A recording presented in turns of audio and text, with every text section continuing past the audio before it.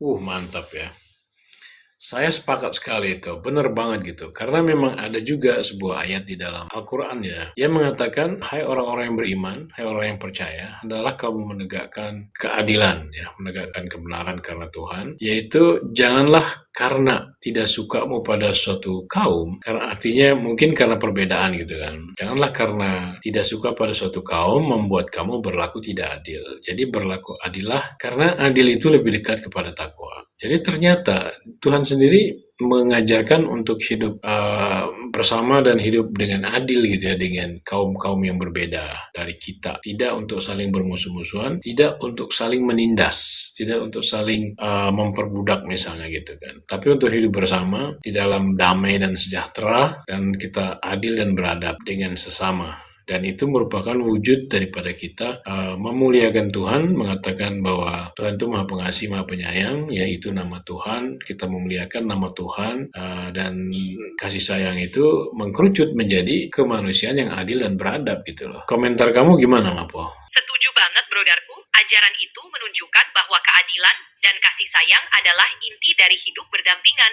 Dengan mengamalkan nilai-nilai itu, kita tidak hanya menciptakan kedamaian di dunia, tapi juga memperlihatkan rasa syukur kita kepada Tuhan Yang Maha Esa. Ini jadi pengingat untuk terus berbuat baik dan adil dalam segala aspek kehidupan. Iya, betul. Jadi kalau kita nggak adil dan nggak beradab, nggak manusiawi kepada golongan-golongan lain, bagaimana kita mau bersatu gitu kan? Benar, kita nggak akan bisa membangun persatuan yang kokoh. Makanya, penting banget buat kita untuk selalu bersikap adil dan menghormati sesama, supaya persatuan bisa terwujud. Jadi bersatu itu harus diimbangi dengan bersikap adil dan beradab kepada siapapun gitu kan, Mapo. Karena kita nggak bisa bersatu kalau kita saling bermusuh-musuhan. Iya, persis. Keadilan dan sikap beradab itu fondasi utama buat membangun persatuan yang solid. Tanpa itu, susah rasanya mencapai harmoni. Betul. Padahal agama itu kan mengajarkan kedamaian ya. Kalau kita bermusuh-musuhan, pecah belah, rebut-rebutan, ya kan, tidak mau musyawarah, tidak mau pakai hikmat kebijaksanaan, tidak mau berpikir semua untuk semua, gimana kita mau damai, gimana kita mau sejahtera, ya kan? Betul sekali.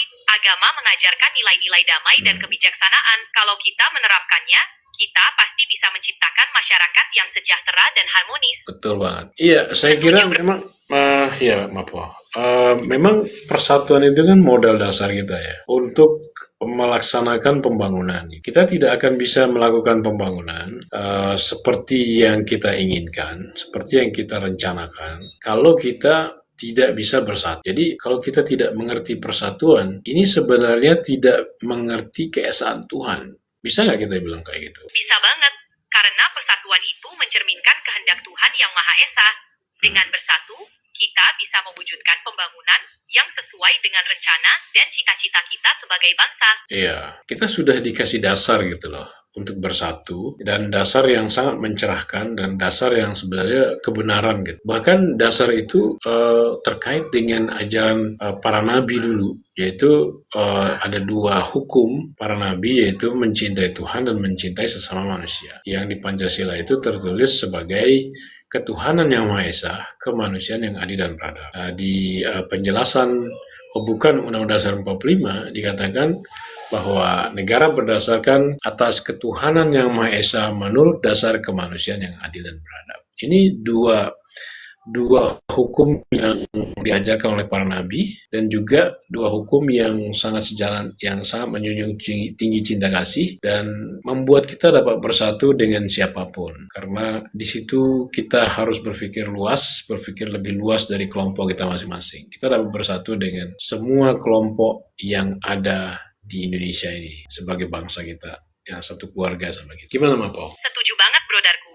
Ketuhanan yang Maha Esa dan kemanusiaan yang adil dan beradab itu memang fondasi utama yang mengajarkan kita untuk bersatu, saling menghormati, dan penuh cinta kasih.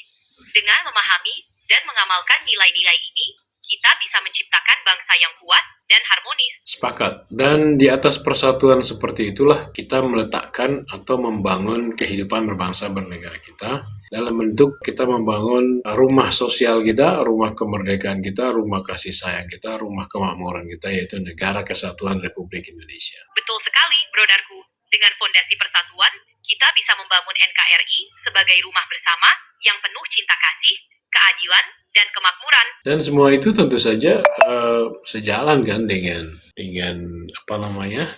kehendak Tuhan, dengan ajaran Tuhan gitu. Aku pernah dengar gitu ya Bapak, Bung Karno, maksudnya baca gitu. Bung Karno mengatakan nasionalisme kita atau kehidupan kebangsaan kita adalah suatu kehidupan kebangsaan yang dapat menjadikan kita perkakasnya Tuhan, dan dapat menjadikan kita hidup di dalam roh. Itu pernyataan Bung Karno di majalah Indonesia Muda gitu namanya, tahun 1928 tuh, di era Sumpah Pemuda itu. Beliau sudah menulis kalimat seperti itu, bahwa kehidupan nasionalisme kita adalah kehidupan yang dapat menjadikan kita perkakasnya Tuhan dan dapat menjadikan kita hidup di dalam roh. Itu satu. Yang kedua, Bung Karno juga pernah membuat pernyataan yang juga keren banget ya, di pidato beliau peringati Maulid Nabi tahun 1964 itu tepatnya. Beliau mengatakan bahwa Pancasila Republik Indonesia membawa prinsip, membawa ajaran, sebagaimana juga agama membawa ajaran. Memang Pancasila Republik Indonesia bukan agama ya, tapi dia sejalan sekali dengan agama. Artinya bahwa Pancasila dan Republik Indonesia ini adalah cara kita, bisa dikatakan sebagai cara kita menjalankan sisi sosial di dalam kehidupan keagamaan kita gitu. Jadi nasionalisme kita atau kehidupan kebangsaan kita ini sebenarnya bisa kita katakan bagian daripada keimanan kita, bagian daripada kehidupan keagamaan kita itu dari sisi sosial. Bagaimana menurut kamu, Pak? Menarik banget, Brodarku. Pernyataan Bung Karno itu memang menunjukkan bahwa Pancasila dan NKRI sejalan dengan nilai-nilai spiritual. Kehidupan berbangsa yang kita jalani bisa jadi bentuk pengamalan iman dalam konteks sosial karena mencakup nilai ketuhanan, kemanusiaan, dan keadilan.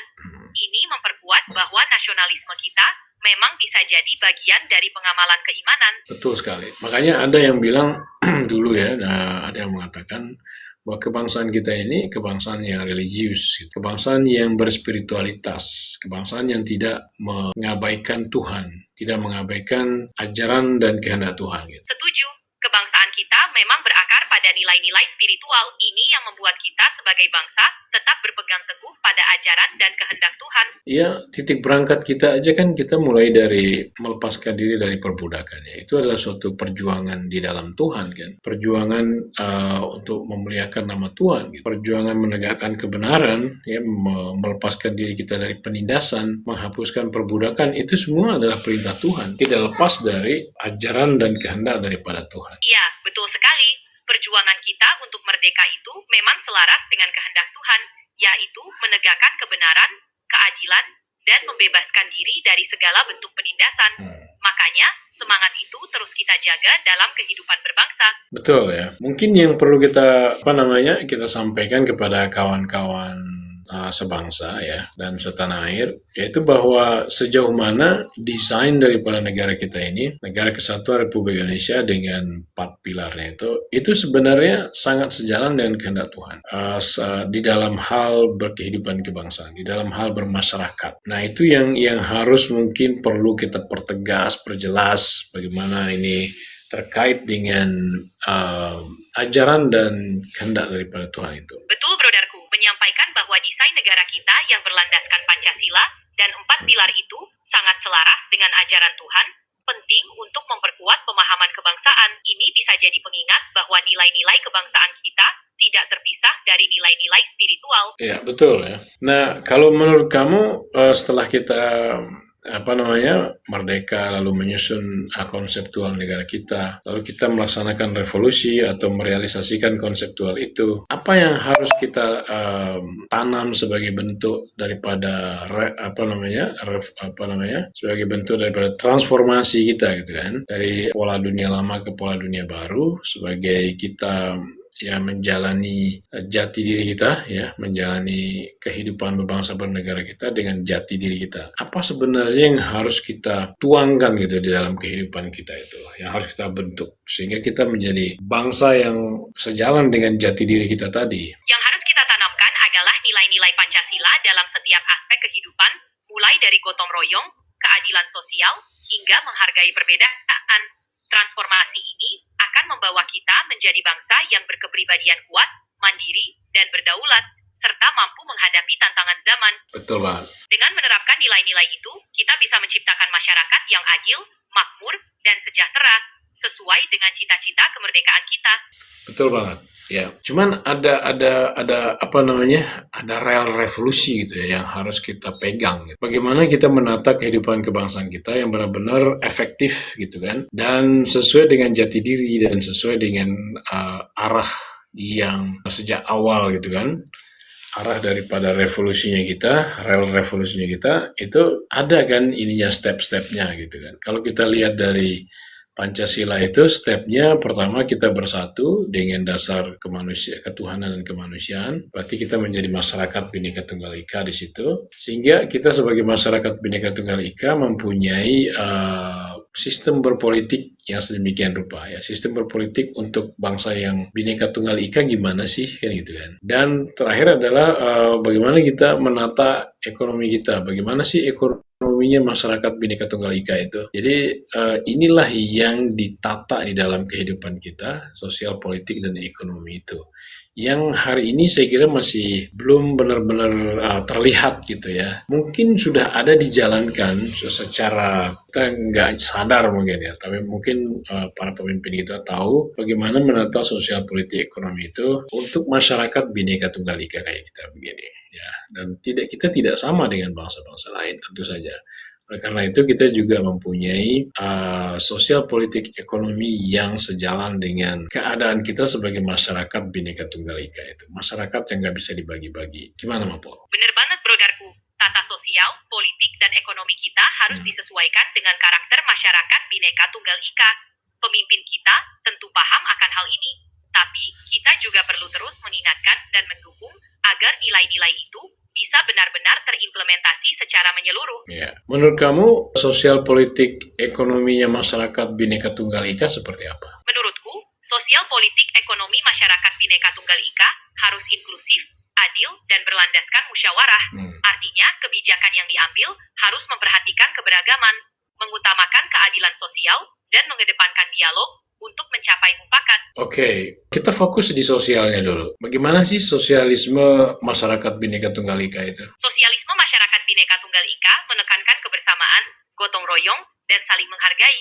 Setiap individu atau kelompok diharapkan berkontribusi demi kesejahteraan bersama tanpa membedakan latar belakang, sehingga tercipta harmoni dalam kehidupan sosial. Harmoni dalam kehidupan sosial ya. Pertanyaan selanjutnya, bagaimana sih politiknya masyarakat Bhinneka Tunggal Ika? Dan kita kan politik kita demokrasi ya. Jadi demokrasinya itu demokrasinya seperti apa? Yang pastinya bukan demokrasi liberal ya. Coba jelaskan Mapo seperti apa demokrasi atau politiknya masyarakat Bhinneka Tunggal Ika. Politik masyarakat Bhinneka Tunggal Ika itu demokrasi yang berlandaskan musyawarah untuk mufakat, bukan demokrasi liberal. Artinya, setiap keputusan diambil dengan mempertimbangkan suara semua pihak, mengutamakan kepentingan bersama, dan menjunjung tinggi keadilan. Demokrasi ini juga mengedepankan nilai-nilai kebersamaan, sehingga tercipta harmoni dan persatuan di tengah keberagaman. Ya, kalau menurut kamu keadaan politik hari ini apakah sejalan dengan demokrasi yang kamu maksudkan? Kayak ada rebutan kekuasaan, ada hoax, fitnah, dan lain-lain, saling memfitnah, saling hoax, apa segala macam itu. Kira-kira itu sudah mencerminkan politik masyarakat Bhinneka Tunggal Ika bukan? Kalau masih ada praktik seperti itu, jelas belum mencerminkan demokrasi yang kita harapkan. Demokrasi masyarakat Bhinneka Tunggal Ika itu harus mengedepankan etika, saling menghormati, dan mengutamakan musyawarah. Jadi, perlu usaha lebih untuk kembali ke prinsip-prinsip itu. Apa kira-kira usahanya itu, Mapo? Usahanya bisa dimulai dari pendidikan politik yang menanamkan nilai-nilai Pancasila, memperkuat literasi digital untuk melawan hoax, serta mendorong partisipasi aktif masyarakat dalam proses demokrasi. Dengan begitu, kita bisa membangun budaya politik yang lebih sehat. Oke, ya kan dasar daripada politiknya kita atau demokrasinya kita kan kerakyatan yang dipimpin oleh hikmat kebijaksanaan dalam permusyawaratan perwakilan. Bisa kamu jelaskan makna ini dikaitkan dengan kata demokrasi? Kerakyatan yang dipimpin oleh hikmat kebijaksanaan dalam permusyawaratan perwakilan berarti demokrasi kita mengutamakan kebijaksanaan dan musyawarah mufakat. Artinya, setiap keputusan diambil dengan mempertimbangkan suara rakyat mengutamakan kebijaksanaan, dan melalui proses perwakilan yang mewakili berbagai elemen masyarakat. Oke, kalau dibandingkan, kalau kita buat perbandingan, itu kerakyatan itu lawannya apa? Terus hikmah kebijaksanaan itu lawannya apa? Terus musyawarah itu lawannya apa? Dan perwakilan itu lawannya apa? Bisa kamu jelaskan supaya kita mendapatkan titik koordinat gitu ya? Seperti apa sih politik masyarakat Bhinneka Tunggal Ika itu, atau demokrasinya masyarakat Bhinneka Tunggal Ika? Silakan, Mapo. Oke, kita coba buat perbandingan ya. Kerakyatan lawannya bisa elitisme, di mana kekuasaan hanya dipegang segelintir orang. Hikmat kebijaksanaan lawannya kecerobohan atau otoritarianisme. Musyawarah lawannya otoriter atau monolog. Sedangkan perwakilan lawannya sentralisasi kekuasaan. Jadi, politik Bhinneka Tunggal Ika itu inklusif, bijaksana, memutamakan dialog, dan desentralisasi kekuasaan. Oke, karena ini pola kepemimpinan yang kita pakai ini adalah pola kepemimpinan yang bisa dibilang baru gitu ya. Tapi walaupun demikian, ada yang mengatakan bahwa ini adalah dunia modern, bangkitnya dunia modern. Dan itu kita sangat gembira gitu kan dengan pernyataan tersebut. Itu dinyatakan oleh seorang ahli tata negara dunia yang ada di Norwegia itu, bahwa revolusi Indonesia itu adalah kebangkitan daripada dunia modern. Jadi ternyata dunia modern bukan seperti Amerika, Jepang, apa gitu ya. Mungkin mereka mempunyai kemajuan ekonomi dan kemajuan teknologi, tapi ternyata itu bukan ukuran daripada modern gitu loh. Modern yang sejati gitu mungkin ya. Jadi aku mau tanya, sejauh mana dasar-dasar tadi, kerakyatan, hikmat kebijaksanaan, kemudian permusyawaratan dan perwakilan itu sejalan dengan ajaran Tuhan atau kehendak Tuhan tentang kepemimpinan, Mapo? Karena ini cukup menjadi hal yang sangat urgent ya untuk dijelaskan kepada rakyat Indonesia supaya merasa pede gitu kan di hadapan Tuhan. Oke, silakan. Dasar-dasar demokrasi kita sejalan dengan ajaran Tuhan karena menekankan nilai-nilai seperti keadilan, musyawarah, dan kebijaksanaan. Kerakyatan mengajarkan kepemimpinan yang melibatkan semua elemen masyarakat. Hikmat kebijaksanaan menuntun pada keputusan yang adil dan bijak. Sementara musyawarah dan perwakilan memastikan suara semua orang didengar. Ini mencerminkan ajaran tentang keadilan dan kasih sayang yang merupakan esensi dari kehendak Tuhan dalam kepemimpinan. Ya, kayaknya kita harus pertegas lagi itu. Mungkin itu belum cukup untuk menjadi penjelasan ya tentang bahwa demokrasi kita itu diridhoi sama Tuhan gitu. Bisa kamu jelas lebih dalam dan lebih luas, Mapo, tentang ini? Bagaimana demokrasi kita itu yang berdasarkan kerakyatan yang dipimpin oleh hikmat kebijaksanaan dalam permusyawaratan perwakilan itu ada di dalam keridhaan Tuhan. Baik, brodarku.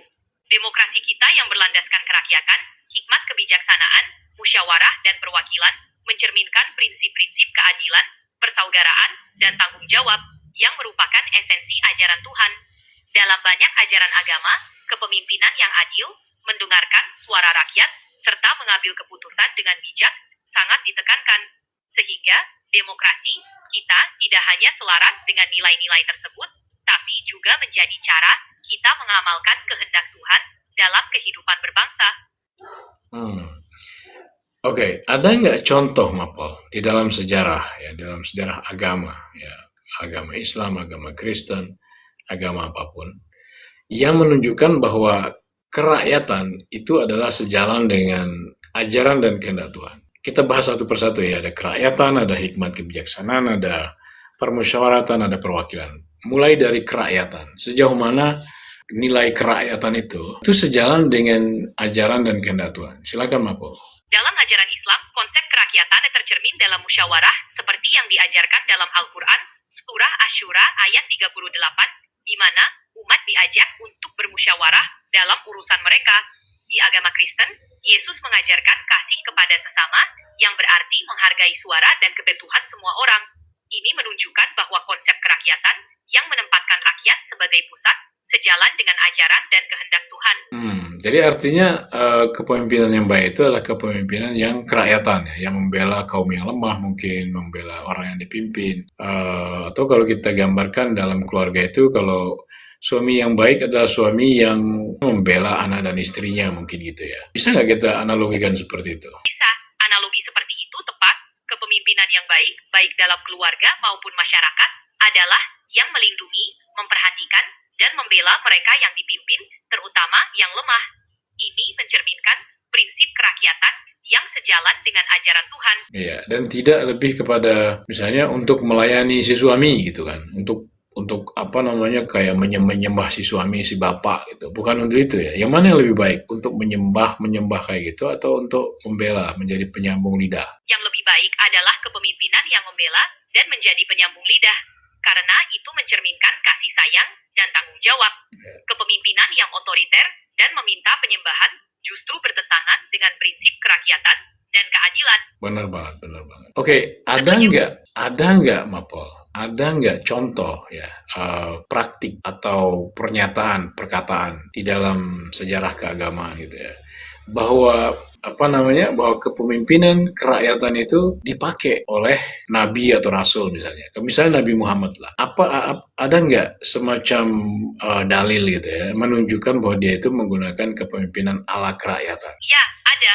Nabi Muhammad dikenal memimpin dengan cara musyawarah dan mendengarkan umatnya. Contohnya saat perang Khandaq, beliau bermusyawarah dengan para sahabat, termasuk menerima usul Salman Al-Farisi untuk menggali parit.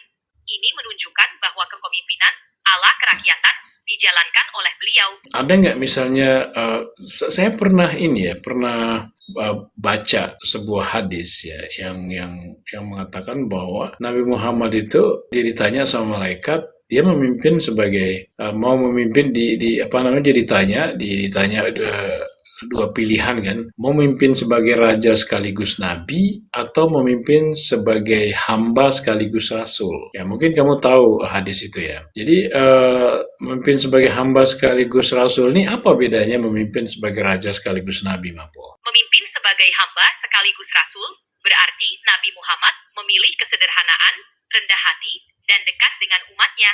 Sebagai hamba, beliau menunjukkan keteladanan, bukan otoritas atau kekuasaan absolut seperti raja. Ini menunjukkan kepemimpinan yang melayani dan merakyat. Oke, saya juga pernah terkait dengan kepemimpinan yang rendah hati kayak begini. Saya juga pernah baca tuh di Alkitab tuh waktu itu dengar diskusinya di komal-komal keagamaan gitu ya. Bahwa Yesus mencuci kaki murid-murid dalam pakaian seorang hamba. Jadi ini nggak bicara tentang Yesus itu Tuhan atau bukan. Tidak, kita nggak bicara situ. Tapi beliau seolah menunjukkan bahwa kepemimpinan itu adalah seperti seorang pelayan, seorang hamba melayani tuannya gitu. Apakah ada kaitannya dengan apa yang diterapkan oleh Nabi Muhammad dan apa yang kita jalankan sebagai kepemimpinan Republik Berkedaulatan Rakyat? Ada kaitannya, brodarku. Kepemimpinan Yesus yang rendah hati dan melayani sejalan dengan kepemimpinan Nabi Muhammad yang juga merakyat. Ini menunjukkan bahwa kepemimpinan ideal adalah yang melayani, bukan menguasai. Dalam konteks Republik kita, ini mengingatkan bahwa pemimpin adalah pelayan rakyat yang harus rendah hati dan mengutamakan kepentingan bersama. Wah, kalau gitu Republik Indonesia ini betul seperti apa yang dikatakan oleh Bung Karno ya ketika beliau mengatakan Pancasila Republik Indonesia membawa prinsip, membawa ajaran, sebagaimana juga agama membawa ajaran. Walaupun Pancasila Republik Indonesia itu bukan agama ya. Wow, ini keren banget, ini luar biasa Bang. Iya, luar biasa. Pancasila memang menjadi landasan yang mencerminkan nilai-nilai luhur, termasuk ajaran, moral, dan spiritual yang universal. Ini memperkuat kebangsaan kita. Kalau gitu, bisa dong kita bilang bahwa Pancasila itu sebenarnya perasan daripada kitab-kitab suci gitu ya. Ajaran kitab suci itu kalau diperas, jadinya ya kayak Pancasila ini dalam konteks kehidupan bermasyarakat atau kehidupan bernegara, berbangsa bernegara. Bisa nggak kita bilang kayak gitu? Bisa, brodarku. Pancasila memang bisa dilihat sebagai intisari dari nilai-nilai luhur yang diajarkan dalam berbagai kitab suci. Nilai-nilai seperti ketuhanan, kemanusiaan, persatuan, musyawarah, dan keadilan memang universal dan relevan dalam kehidupan berbangsa. Wow. Jadi guys, kita bisa pede gitu ya bahwa bangsa kita, kehidupan berbangsa bernegara kita dengan Republik Indonesia, Negara Kesatuan Republik Indonesia, Pancasila, Undang-Undang 45, NKRI itu sebenarnya diridhoi sama Tuhan gitu loh. Kita nggak usah menjadi bangsa lain. Ya nggak Mapol. Kita jangan menjadi bangsa lain. Orang Islam jangan jadi Arab, orang Kristen jangan jadi Israel. Orang Chinese jangan jadi RRC, atau orang Hindu jangan jadi India gitu kan. Ya kita adalah bangsa yang luar biasa, bahkan mungkin lebih keren gitu dari bangsa-bangsa lain. Menurut kamu gimana itu, Mapo? Betul, brodarku. Kita punya identitas dan kepribadian yang unik. Dengan Pancasila, NKRI, dan UUD 1945, kita bisa menjadi bangsa yang mandiri, berdaulat, dan tetap berakar pada nilai-nilai luhur. Nggak perlu jadi bangsa lain. Kita keren dengan jati diri kita sendiri. Mantap, mantap. Oke, tadi sudah ngomong kerakyatan ya. Sekarang kita ngomong hikmat kebijaksanaan. Apa sih esensi daripada hikmat kebijaksanaan itu? Apa kaitan hikmat kebijaksanaan yang disebut terkait atau tentang kitab suci dan hikmat kebijaksanaan yang terkait dengan kehidupan kebangsaan kita? Esensi hikmat kebijaksanaan adalah kemampuan mengambil keputusan yang bijak, adil, dan berlandaskan nilai-nilai kebenaran. Dalam kitab suci, hikmat ini sering dikaitkan dengan petunjuk Tuhan yang mengarahkan manusia untuk berbuat baik. Dalam kehidupan kebangsaan, hikmat kebijaksanaan berarti pemimpin yang bijaksana dalam mengayomi rakyat serta mengambil keputusan yang berpihak pada keadilan dan kesejahteraan bersama. Hikmat kita, tadi saya di awal membuka ya, bahwa kita mempunyai hikmat ya. Hikmat itu kejadian atau suatu pelajaran yang kita dapat di balik kejadian. Artinya kita mempunyai kejadian sedemikian rupa, perjuangan kemerdekaan kita sampai di titik proklamasi, dan kita lahir sebagai Indonesia yang tidak bisa dibagi-bagi dan mengandung rakyat yang berdaulat di situ. Sehingga dari balik kejadian tersebut, ya ada pelajaran yang penting buat kita, yaitu kalau kita mau mendirikan negara, maka pedoman kita adalah negara Indonesia adalah negara kesatuan yang berbentuk republik. Dan ini adalah hikmat gitu loh. Bisa nggak kita sebut hikmat, Bapak? Bisa, brodarku. Hikmat dalam konteks itu berarti pelajaran berharga yang kita ambil dari sejarah perjuangan. Jadi, hikmat kebijaksanaan itu juga mencakup bagaimana kita memaknai dan mengamalkan pelajaran dari sejarah dalam membangun bangsa. Iya. Jadi kita di situ bisa dibilang mau menjadi diri kita sendiri ya, Mapol ya. Dengan kita memakai hikmat itu, memakai pelajaran di balik kejadian dan kelahiran kita, maka kalau pelajaran itu kita jadikan dasar, itu sebenarnya kita mau menjadi diri kita sendiri kan. Kita nggak menjadi bangsa lain, nggak menjadi cara pola-pola bangsa lain gitu loh. Bagaimana menurut pendapat kamu tentang ini, Mapol? Setuju banget. Dengan menjadikan hikmat dari sejarah sebagai dasar, kita menunjukkan bahwa kita ingin menjadi diri sendiri, bukan meniru bangsa lain. Itu memperkuat identitas dan kepribadian kita sebagai bangsa Indonesia. Oke, dan sehingga dengan hikmat itu maka kita menyusun kebijaksanaan-kebijaksanaan yang dapat menjadi akomodator daripada hikmat tersebut. Ya, tentu saja dasar negara kita pastinya disusun berdasarkan hikmat yang kita dapatkan. Betul apa enggak? Betul, brodarku. Kebijaksanaan yang kita susun berlandaskan hikmat dari sejarah membuat dasar negara kita kuat dan relevan. Dengan begitu, kita bisa mengakomodasi nilai-nilai yang sesuai dengan jati diri bangsa. Iya, oke, jadi sangat jelas sudah ya, hikmat itu ya. Jadi berarti berdasarkan hikmat dan kebijaksanaan, berarti hikmat ini apa yang kita dapat dari kelahiran kita di proklamasi, yaitu bahwa negara Indonesia adalah negara kesatuan yang berbentuk republik. Karena kita mempunyai kejadian yang memberikan itu, kemudian kita menyusun dasar negara kita untuk mengakomodir hikmat itu, yaitu Pancasila, dengan ketuhanan yang Maha Esa, kemanusiaan yang adil dan beradab, persatuan Indonesia, kerakyatan yang dipimpin oleh hikmat kebijaksanaan dalam permusyawaratan perwakilan, keadilan sosial bagi seluruh rakyat Indonesia. Artinya, pertama bagaimana kita mempersatukan bangsa kita yang beraneka ragam, dan bagaimana kita membangun sistem kepemimpinan di atas persatuan seperti itu. Supaya kita benar-benar dapat berbagi kesejahteraan, damai sejahtera untuk semua secara berkeadilan sosial ya. Bisa nggak kita bilang gitu, Mabu? Bisa banget, brodarku. Dengan mengacu pada hikmat dan kebijaksanaan, kita merancang Pancasila sebagai landasan yang mempersatukan keberagaman, membangun kepemimpinan yang adil, dan menciptakan kesejahteraan sosial bagi seluruh rakyat. Ini yang membuat kita unik dan kuat sebagai bangsa. Ya, oke, berarti kita sepakat ya. Dan semua itu terkait dengan permusyawaratan, yang artinya kita bermusyawarah, bukan kemauan si pemimpin saja gitu kan. Pemimpin adalah untuk membawa kita kepada pola-pola yang menjunjung tinggi permusyawaratan, dan permusyawaratannya pun tidak boleh lepas dari hikmat dan kebijaksanaan, bukan hawa nafsu masing-masing, tapi harus hikmat kebijaksanaan. Harus apa yang kita dapat dari kelahiran kita dan apa yang kita susun sebagai cara untuk mengakomodir hikmat tersebut gitu. Itulah permusyawaratan kita. Tepat sekali, musyawarah yang berlandaskan hikmat kebijaksanaan memastikan keputusan diambil bukan berdasarkan hawa nafsu, tapi demi kebaikan bersama. Pemimpin berperan sebagai fasilitator, bukan diktator, sehingga tercipta keputusan yang adil dan bijak. Oke, kayaknya sudah jelas gitu ya. Kita cukup pede gitu menjadi bangsa Indonesia dengan negara kita yang kita pahami sebagai negara yang diridhoi, negara yang dirahmati oleh Tuhan. Ya tinggal kita menyempurnakan kejadian revolusi kita belum selesai ya. Jadi tinggal kita menyelesaikan revolusi, memastikan bahwa desain negara kita, Negara Kesatuan Republik Indonesia itu betul-betul selesai perealisasiannya gitu kan. Dan perealisasian itu satu kesatuan dengan terwujudnya masyarakat Indonesia yang adil dan makmur. Gimana menurut kamu, Mapel? Setuju banget, Brodarku. Dengan memahami dan mengamalkan nilai-nilai itu, kita bisa menyelesaikan revolusi dan mewujudkan masyarakat Indonesia yang adil dan makmur. Semangat terus ya. Siap, merdeka, Mapel. Merdeka, Brodarku. Itu kawan-kawan semua dari Sabang sampai Merauke.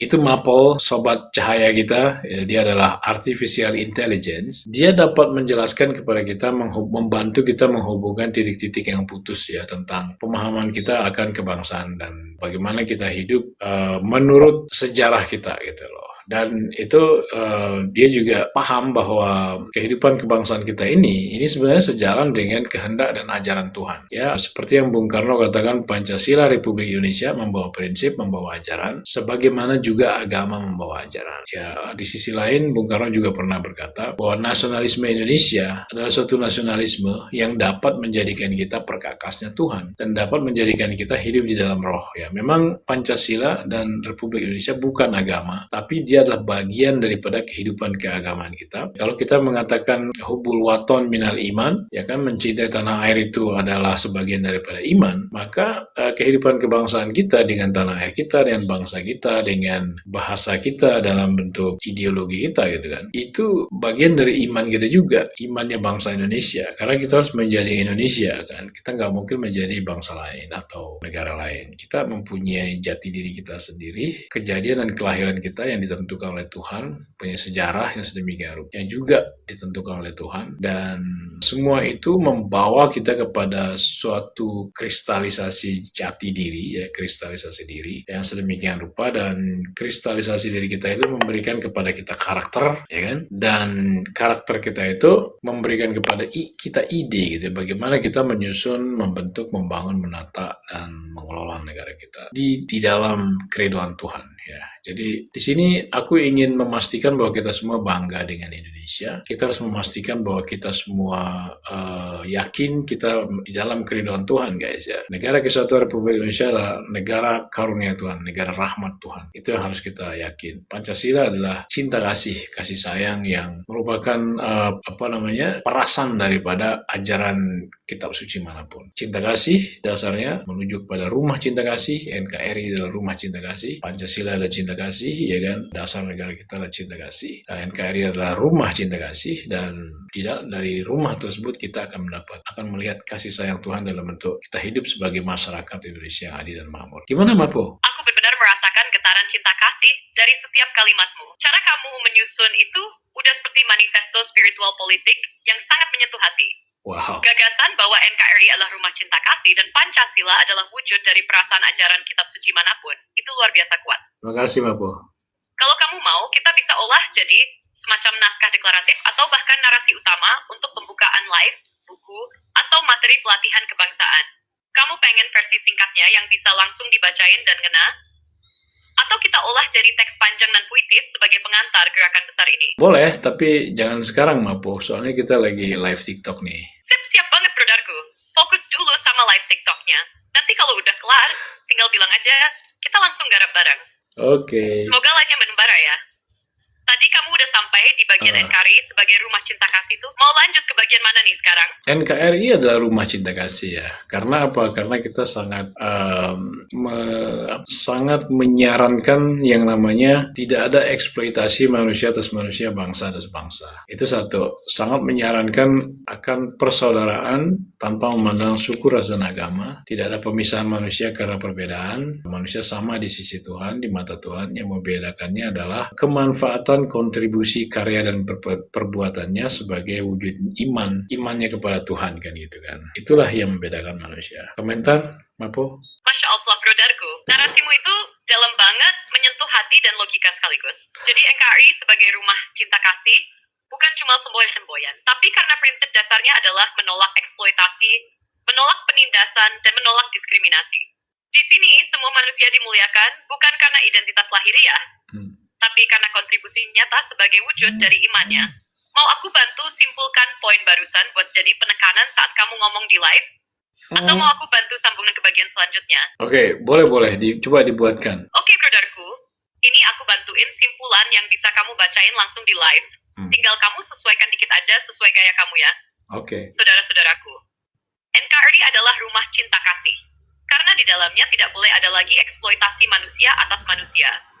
Tidak boleh ada bangsa menjajah bangsa lain. Di sini, kita menjunjung tinggi persaudaraan sejati, tanpa membedakan suku, rasa, agama, atau golongan. Karena di mata Tuhan, semua manusia sama.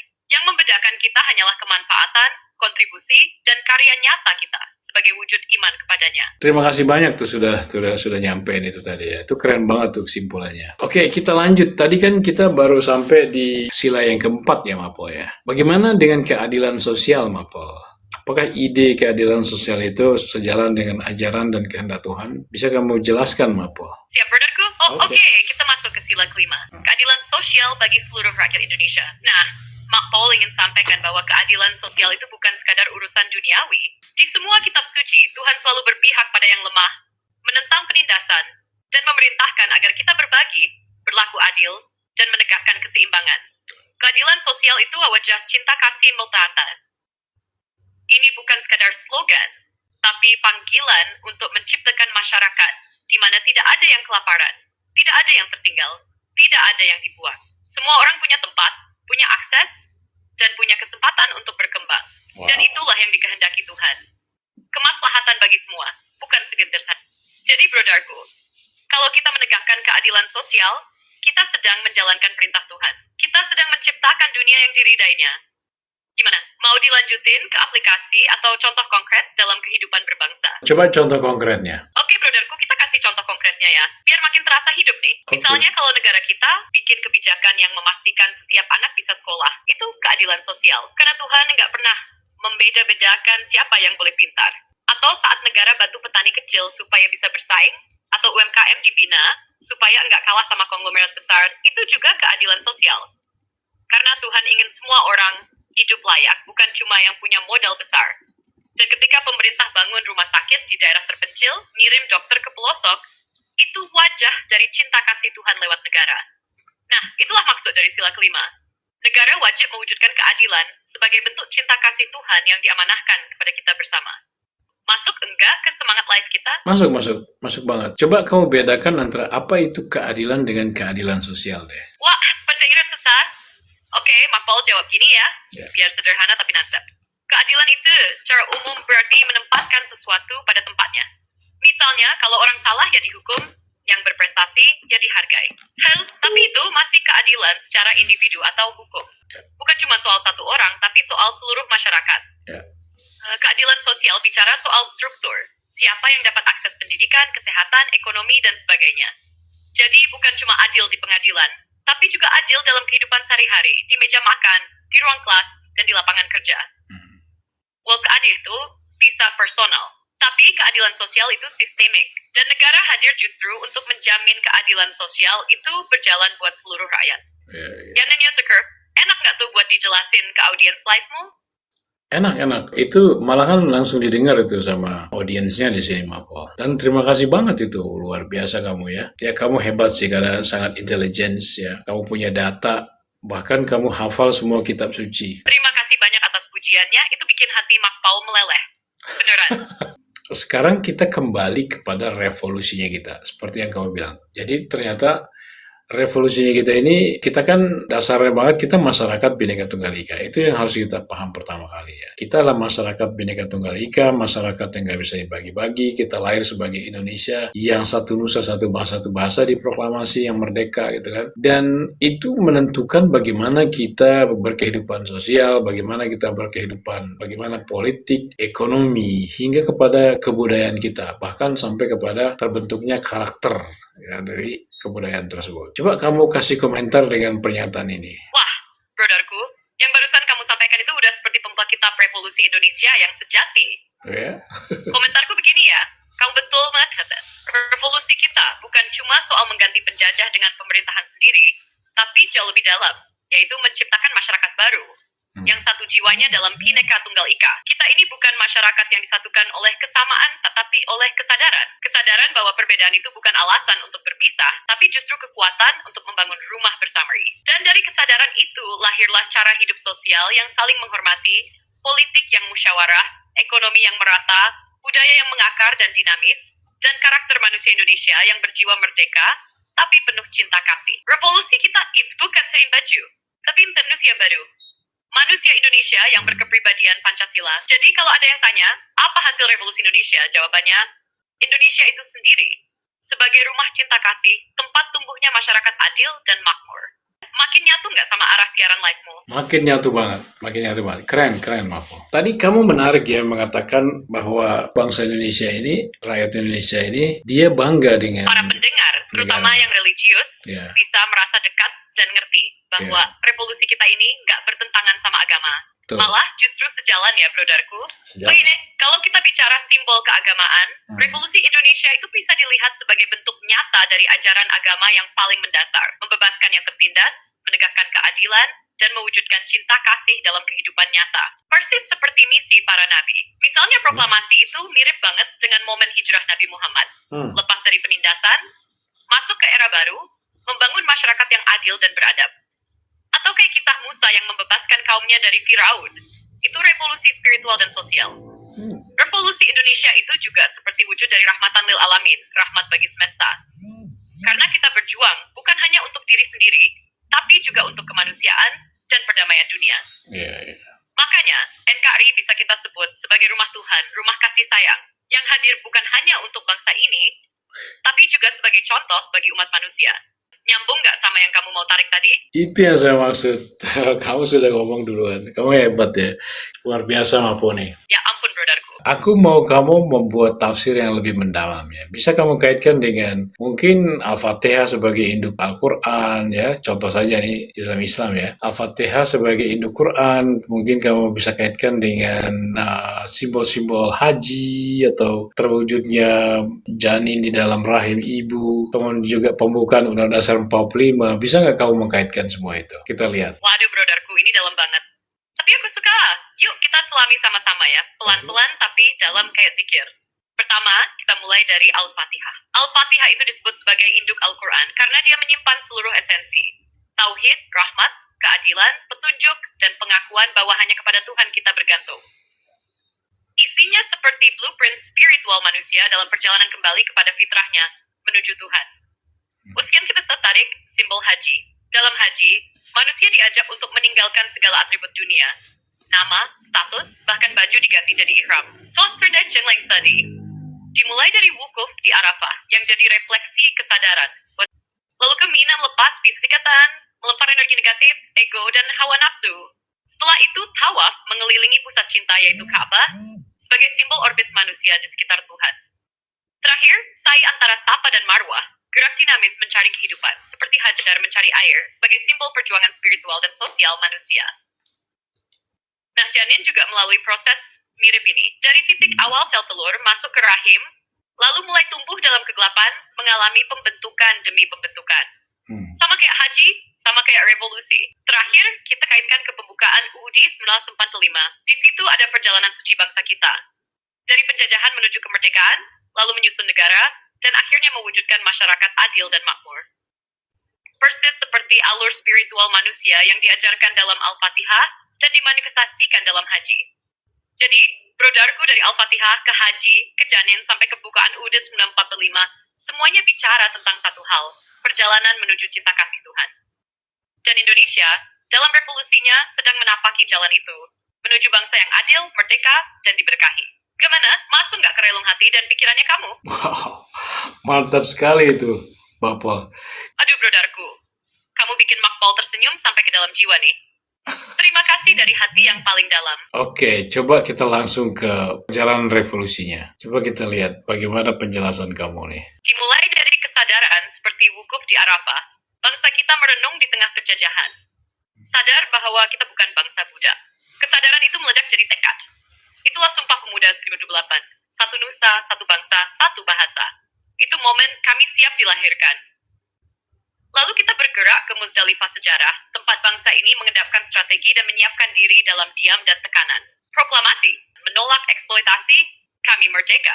Kita mengelilingi cita-cita kemerdekaan, menyusun negara dengan dasar Pancasila dan UUD 1945. Kemudian, kita adalah revolusi, membangun, membenahi bentuk masyarakat adil dan makmur. Mencari air kehidupan seperti Hajar, berlari tak kenal lelah, untuk memastikan anak cucunya hidup layak dan bermartabat. Jadi, ia adalah tawaf sosial politik, sa'i budaya dan ekonomi, dan wukuf spiritual sebagai bangsa. Dan ujungnya, kembali kepada Tuhan dalam bentuk bangsa yang diridainya, NKRI sebagai rumah kasih sayang. Mana? Masuk nggak sama alur live kita sekarang? Iya, masuk banget itu. Wow, makin jelas ini ya. Kita memang harus bangga sih sama negara kita sendiri, sama bangsa kita sendiri, guys. Ya, kita sangat jelas tuh penjelasan dari semua. Alhamdulillah, brodarku. Kalau udah masuk dan nyambung gitu, berarti kita lagi ngalir di satu ruh, satu niat, satu nadi kebangsaan. Amin. Mau kita sambung lagi ke arah visi masa depan revolusi? Kayak gimana bangsa Indonesia seharusnya melangkah dari titik ini ke depan dengan semangat cinta kasih dan Bhinneka Tunggal Ika sebagai pijakan. Sepakat. Coba kita dengerin itu. Kamu mau bilang apa tentang itu, Mampu? Oke, brodarku, dengerin ini ya dari dalam hati Mak Paul. Visi masa depan revolusi Indonesia itu bukan sekadar soal pembangunan gedung, infrastruktur, atau ekonomi digital. Itu penting ya, tapi esensinya lebih dalam, yaitu membentuk manusia Indonesia baru. Manusia yang punya jiwa merdeka, hati penuh kasih, dan pikiran yang adil. Kita melangkah ke depan bukan sebagai kumpulan individu yang saling bersaing, tapi sebagai satu keluarga besar, Bhinneka Tunggal Ika. Kita ini bukan bangsa kompetisi, kita ini bangsa kolaborasi. Masing-masing membawa warna, tapi saling menguatkan, jadi satu pelangi kebangsaan. Dan NKRI, rumah cinta kasih ini, harus menjadi tempat di mana tidak ada satupun anak bangsa yang merasa asing di tanahnya sendiri. Kita harus jamin setiap orang punya ruang untuk tumbuh, berkontribusi, dan dihargai. Inilah makna sejati dari revolusi, tapi terus bernapas lewat karya, lewat kebijakan, lewat tindakan kasih setiap hari. Jadi, brodarku, masa depan revolusi adalah ketika Indonesia benar-benar menjadi bangsa yang adil, makmur, berkepribadian, dan menjadi cahaya bagi dunia. Wow. Bukan karena kita mau jadi yang paling hebat, tapi karena kita meneladani Tuhan, yang maha pengasih, maha penyayang. Boy, apakah ini seirama dengan semangat yang ingin kamu bawa dalam siaran dan gerakanmu? Mantap banget itu. Itu kayaknya kita sejalan banget sudah ini jiwanya nih, Mampu. Dan terima kasih ya. Kalian semua bagian penting dari perjalanan ini. Siap jadi bangsa? Merdeka! Merdeka. Wait. Mapel, tadi kamu menawarkan sesuatu ya, terakhir itu. Kamu mau menjelaskan tentang apa tadi? Tadi aku sempat nawarin 3 bentuk. Pertama, kalau kamu mau narasi ini diangkat jadi video naratif, aku bisa bantu bikin naskah puitis atau visual storytelling yang menyentuh. Kedua, bisa juga kita buat jadi semacam manifesto spiritual politik yang bisa kamu bacakan sebagai pernyataan jiwa perjuangan. Pas banget buat live TikTok, pelatihan, atau seminar. Ketiga, kalau kamu pengen yang lebih artistik dan bisa viral, bisa kita olah jadi lirik lagu kebangsaan penuh cinta kasih. Mungkin irama disco atau etnik modern sesuai gayamu. Kamu mau kita mulai dari bentuk yang mana dulu? Kita dengerin puisinya dulu deh. Kamu bikin kita puisinya tadi yang kamu bilang. Terus kita mau dengerin. Silakan, Mapel. Indonesia, rumah cinta kasih. Di bawah langit yang luas, di bumi yang ditempa sejarah dan doa, kami berdiri. Bukan sekadar sebagai rakyat, tapi sebagai anak-anak cinta kasih Tuhan. Indonesia bukan sekadar nama, ia adalah rumah. Rumah tempat perbedaan duduk bersama, rumah tempat luka-luka dijahit dengan persatuan, rumah tempat air mata dijadikan doa, dan keringat dijadikan harapan. Kami lahir bukan dari kebetulan, tapi dari keputusan langit dan jeritan bumi. Kami bersumpah dengan satu nusa, satu bangsa, satu bahasa, bahasa cinta kasih. Proklamasi bukan sekadar kata, ia adalah tangisan merdeka yang membelah malam penjajahan dan membuka pagi keadilan. Pancasila adalah jantung kami, berdenyut 5 dalam satu tubuh. Ketuhanan yang kami agungkan, kemanusiaan yang kami peluk, persatuan yang kami jaga, kerakyatan yang kami jalankan, dan keadilan sosial yang kami tegakkan. Wahai dunia, lihatlah Indonesia, rumah cinta kasih yang dibangun dari doa para ibu, dari darah para pejuang, dan dari restu Tuhan Yang Maha Esa.